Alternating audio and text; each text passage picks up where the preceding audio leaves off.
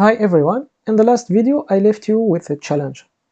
Our image fields and file fields are marked as required, but when you open the edit form, EasyAdmin throw a validation error as if the fields were empty, even though the file is already there. Today we are fixing that. This is a classic EasyAdmin gotcha. On the edit page, file upload fields don't automatically know that the file already exists in the database. So if it's marked as required, it complains. Let's see how to solve it properly. We are going to configure our image field and file field so they behave correctly. Required when creating a new book, but optional when editing an existing one, without breaking validation or losing the uploaded file. Let's jump into the code and fix this. So let's return here. In this function, configure fields, we have here the page name. So we can use it to check which page we are in right now. I will show you. Let's dump the page name. As you can see here, we have new. So we can use a condition that check if we are in edit page or new page. So let's return here to our file field. Instead of putting true directly, we're gonna use a condition. So page name equal crude. After that, we're gonna put the new page. So if we are in the page new, so we have here true, so it's gonna be required. Otherwise, it's gonna be false. And we will make the same condition here in image field. Now let's return here. The two fields are required, and in the edit page, both of them not required now.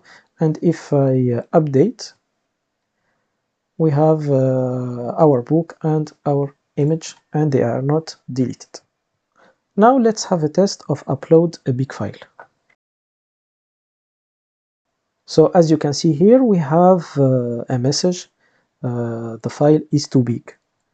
But as you consider, we have here a border in red. It's not pretty, so we will try to remove it. And to do that, we are going to create a CSS file here in public, custom.css, and we will try to remove it with this class. Form field set has field set error. You can inspect the page and you will see the class. So we have here border nar and box shadow none. So here, after that, how can we use it in EasyAdmin interface? Let's return to our dashboard controller, and we will call another function, configure assets.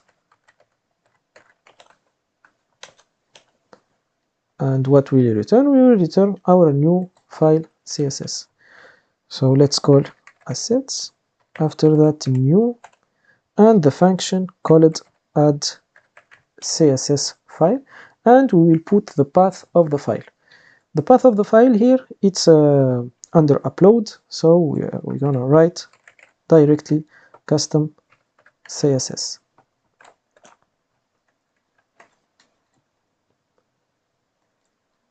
And now let's retest. And as you can see here, we have the message without the border. And if you want to add a JS file, you can use another function called add JS file. It's the same pattern. So you need the path and the function. That's it for this video. See you soon.